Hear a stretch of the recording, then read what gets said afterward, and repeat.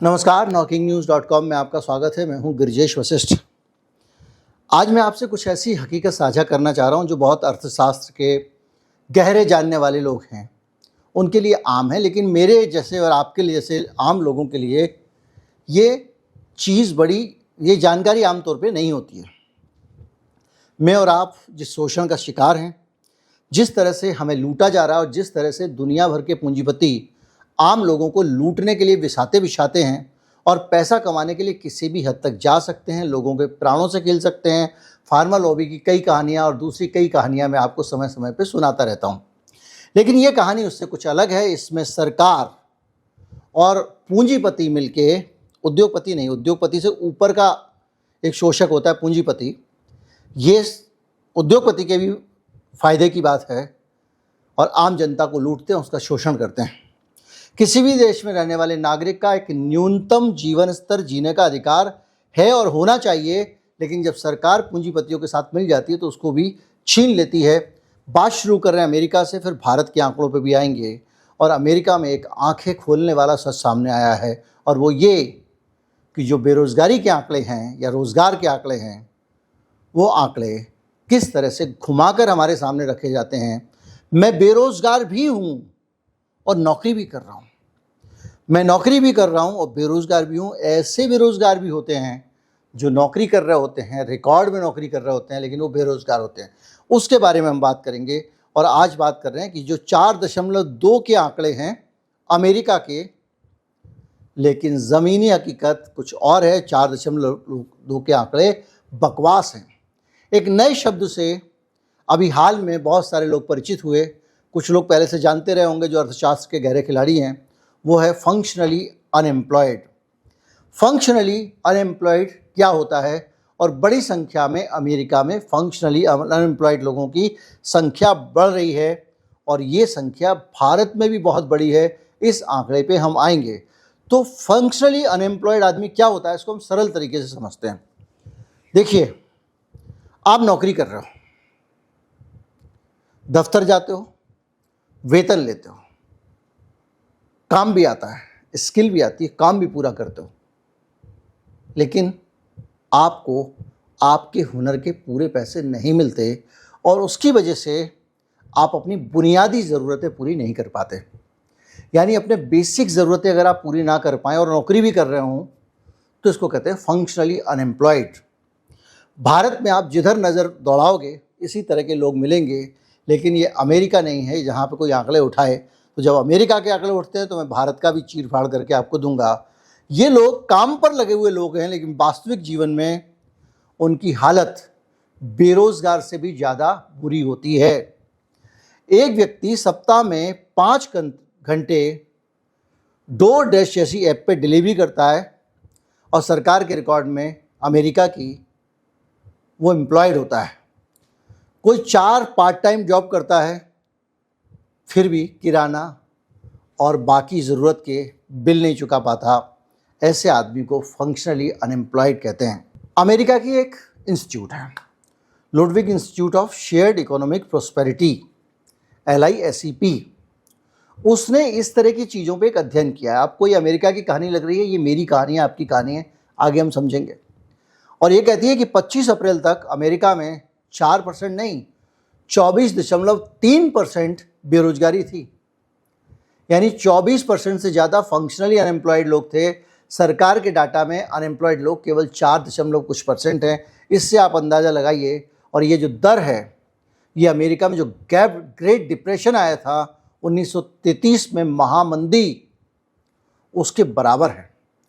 उस समय functional unemployed लोग 24.3 के आसपास होते थे, 24.9% होते थे, आज 24.3 पहुँच गए हैं।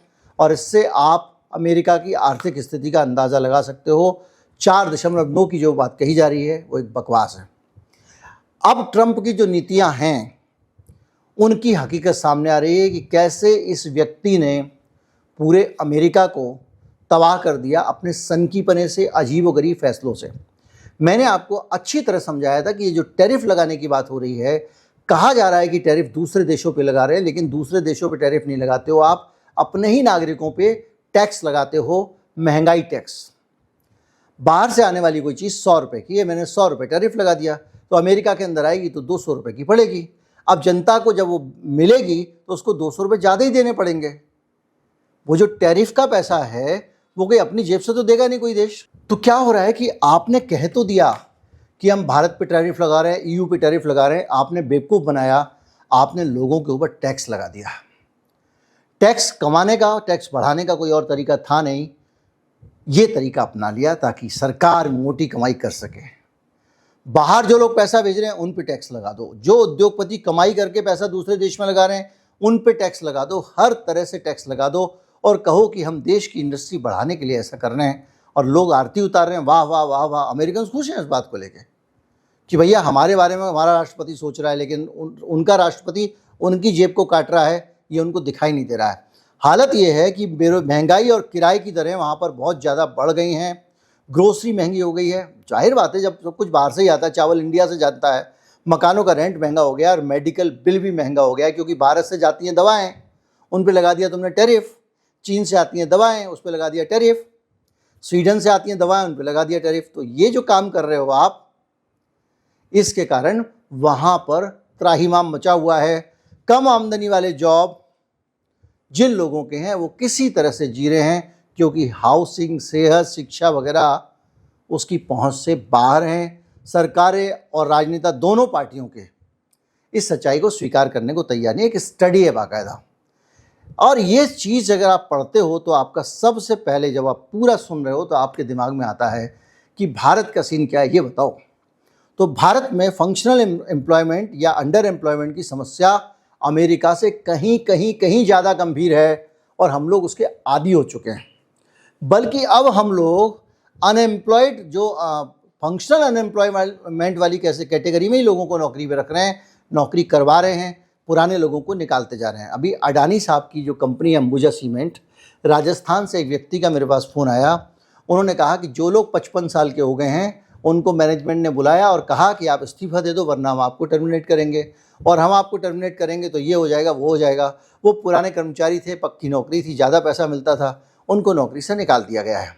इसी तरह से 50 साल वालों का भी नंबर आ गया है, और सब लोग, जैसा होता है आमतौर पे मज़दूरों के साथ, यूनियन बनाते नहीं हैं, मिलके रहते नहीं हैं, क्योंकि सरकार उनको डिस्करेज कर रही है। तो जब एक के ऊपर कुछ गिरता है तो दूसरों को लगता है नहीं मैं तो सेफ हूँ। इस वजह से क्या हो रहा है कि ये समस्या बढ़ती जा रही है। और जो रिपोर्ट है भारत में, वो रिपोर्ट कहती है कि 2023-24 में बेरोजगारी दर दिखाने को तो 3.2% थी, 17-18 में ये 6% थी, यानी वो भी गिरी है। और शहरों में बेरोजगारी दर 6.4% रही थर्ड क्वार्टर में 2025 के, और ये PLSF डेटा है। इसके अलावा अब आते हैं अंडर एम्प्लॉयमेंट वाले मामले में, स्किल मिसमैच वाले मामले में, तो सिर्फ 8.25 यानी 8.25%, सिर्फ 8.25% भारत में ग्रेजुएट अपनी योग्यता के अनुसार नौकरी पा रहे हैं और वेतन पा रहे हैं। 50% से ज़्यादा ग्रेजुएट और 44% से ज़्यादा पोस्ट ग्रेजुएट ऐसी जगहों पे काम कर रहे हैं जो अंडर स्किल वाले काम हैं। मतलब मैं काम कर रहा हूँ, ऊपर के लेवल का काम करना पड़ रहा है, नीचे के लेवल का करना पड़ रहा है, और असंगठित क्षेत्रों में काम कर रहे हैं, यानी जहाँ पे रोजंदारी का काम, छोटे मोटे काम ये कर रहे हैं। भारत का अंडर एम्प्लॉयमेंट स्कोर, आप चौंक जाएंगे, हम अमेरिका के 24% को मान रहे हैं कि 1933 के ग्रेट डिप्रेशन के बराबर है। मेरे भारत का 62.28 है, जो बताता है कि 62% लोग इस हिंदुस्तान में जो उनका ज़रूरत का पैसा है, जो उनकी रोज़ की ज़रूरतें पूरी हो सकें, उतना पैसा भी नहीं कमा रहे हैं। अब आप मुझे बताइए, मज़दूरों को अच्छा वेतन मिले, टाइम पे वेतन मिले, 1 तारीख को तनख्वाह मिल जाए, ये भी बहुत बड़ी, किसी की किस्मत अच्छी है तो मिल रही है। इसको इंश्योर करना भी क्या इस देश की सरकार का काम नहीं है? क्या इस देश के नागरिकों को अपनी इस दशा पर सोचना नहीं चाहिए? वो 10-12 हज़ार रुपये में जो सिक्योरिटी गार्ड काम कर रहा है, वो भी बैठे मोदी मोदी कर रहा होता है। वो हिंदू मुसलमान में खोया हुआ है, वो रील देखता रहता है, वो कौन सी लड़की जो शर्मिष्ठा उसकी, उसमें वो गालियां बक रही होती है, उसमें मस्त हो जाता है बस, और उसकी खाल उतारी जा रही है। अनाज खाता है अपने गांव से अपनी खेती का लाके, शहर में कमरा किराए पे रहता है, लेके रहता है, ना बच्चों को पाल पा रहा है, ना बीपी को पाल पा रहा है, जरूरतें पूरी नहीं कर पा रहा है। एक और घोषित तौर पे सरकारी रिकॉर्ड में वो रोजगार है उसके पास, वो एम्प्लॉयड है तो 62.28% हैं। इसका मतलब ये है कि भारत में नौकरी की, रोजगार की हालत बहुत खराब है। अगर आप बेरोजगारी की दर जो भी 2-4% बताते हो तो ये बकवास है। आपके देश में 62% लोग बेरोजगार हैं। एक आदमी मजबूरी में जब उसको खाना नहीं मिल रहा है तो वो 2 बिस्कुट खा ले तो आप उसको ये नहीं कह सकते कि ये भूखा नहीं है या इसको तो खाना मिल रहा है। यही रोजगार के मामले में हो रहा है। वो आप सोचिए, ये नेक्सस है किसका? पूंजीपतियों का और सरकार का। सरकार जानबूझ के हर सेक्टर में जरूरत से ज्यादा मैन पावर पैदा कर रही है। जिसको काम आ रहा है, नहीं आ रहा है, पैदा कर दो। एक चीज के लिए हजारों इंस्टीट्यूट हो गए, हजारों यूनिवर्सिटीज छापे जा रही हैं। इंजीनियर कितने छाप दिए? इतने इंजीनियर छाप दिए कि अगर एक इंजीनियर को नौकरी चाहिए तो 15-20 तो खड़े हुए। और कुछ लोग आपको ये भी कहेंगे, अरे डिग्री तो ले आते, काम आता नहीं। सरकार को उससे मतलब नहीं है और उद्योगपति को भी उससे मतलब नहीं है। उसको मतलब इस बात से है कि जितने मुझे काम करने वाले चाहिए उतने तो है ही, ये तो रेट गिराने के काम आएंगे, ये तो कंपटीशन के काम आएंगे। आपको यकीन नहीं आएगा, मैं 14 साल का था तब से मैं इस बात को जानता हूं कि भारत में ऐसा होने वाला है। केदार बंसल नामक एक व्यक्ति थे, उन्होंने मुझे एक क्लास ट्रेनिंग देते थे, उन्होंने ये सारी बातें बताई और उस समय में बताया कि भारत और दुनिया किस तरफ जा रही है, पूंजीवाद कैसे आएगा और किस तरह से शोषण बढ़ेगा।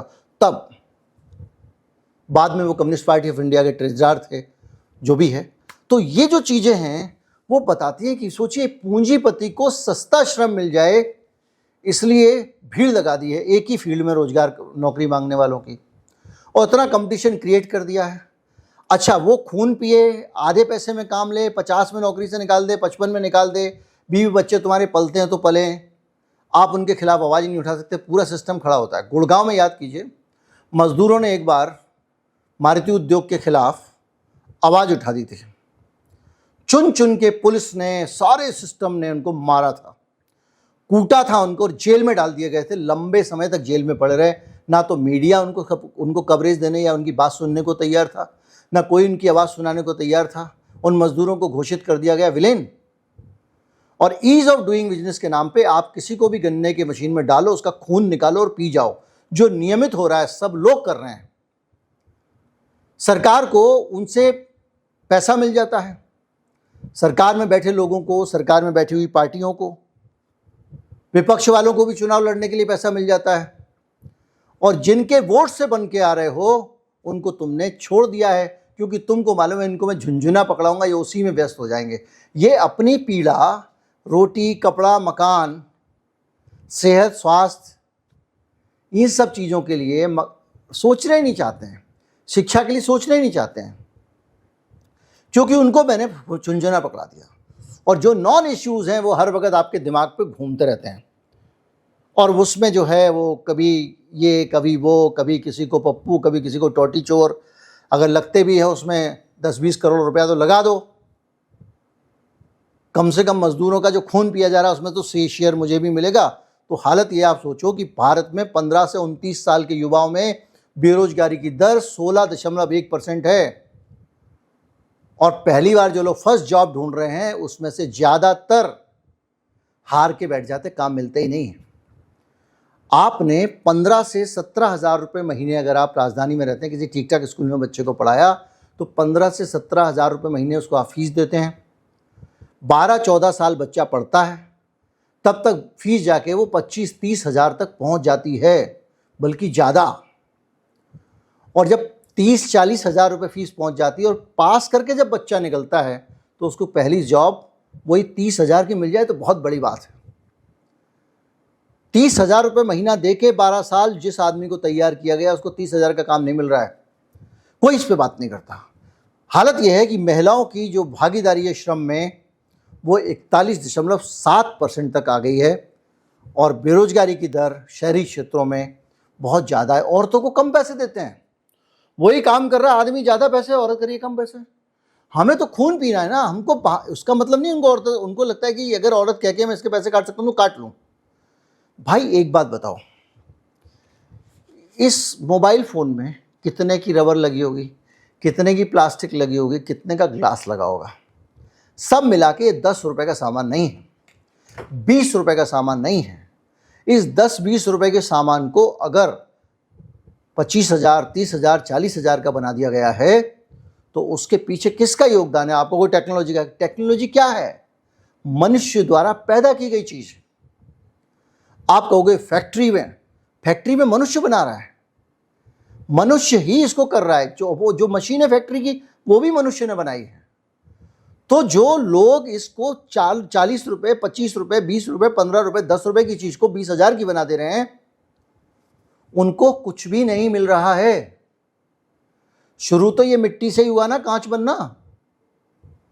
आप जो भी चीजें हैं, तो ये सारा का सारा शोषण है। और अगर सरल उदाहरण चाहो तो भैया चमड़ा होता है, 50 रुपए का चमड़ा ले आओ, 2 जूते बन जाते हैं आराम से, 2 जोड़ी।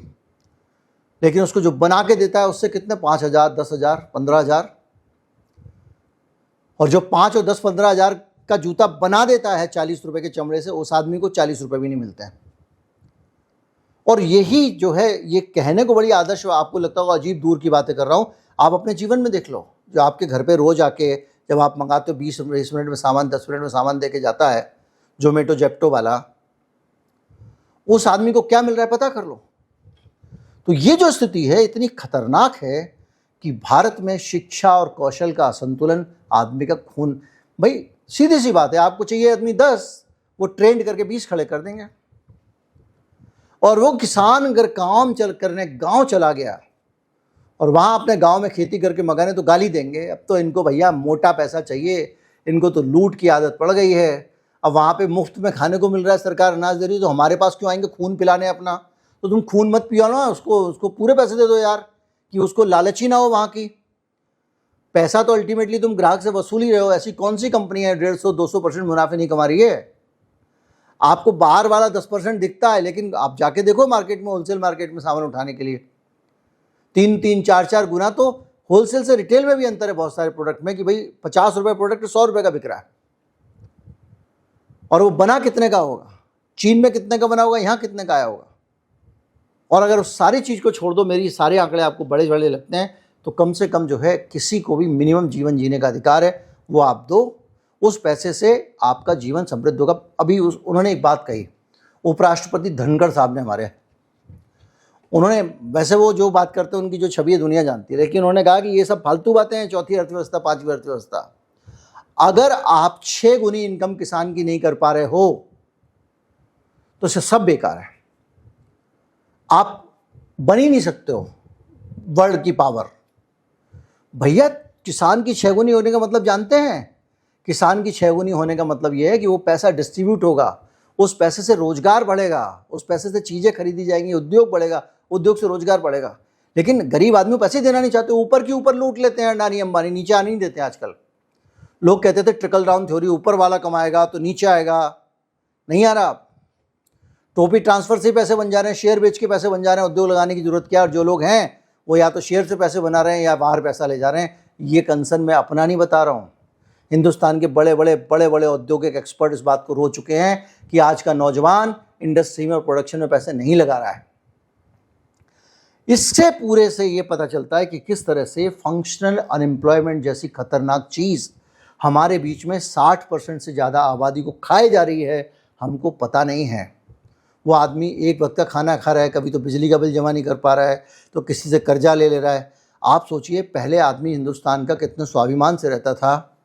आज मेरे हिंदुस्तान का जो व्यक्ति है, नागरिक है, वो कातर भाव में है। पहले सिक्योरिटी गार्ड को अगर आप किसी को कहोगे लो भाई रख लो टिप 50 रुपये, कहेगा सर मैं नहीं ले सकता। 20 साल में ये अंतर आ गया है कि वो आपकी तरफ ध्यान से देखता है कि आप उसको कुछ पैसे दे दो तो उसका जीवन चल जाए। सारे मेहनत करने वाले लोग करीब करीब भिखारियों की तरह उनकी दशा हो गई है। वो लोगों के रहम पे और मेहरबानी पे जिंदा हैं, क्योंकि उनके श्रम से और कौशल से उनको जीवन यापन का पैसा नहीं मिल पा रहा है। ये कड़वी हकीकत है जिसको मैं आपको बताना चाहता था। आप चाहते हैं आपके दोस्तों को बताना, वीडियो साझा कर दीजिए। Functional unemployment.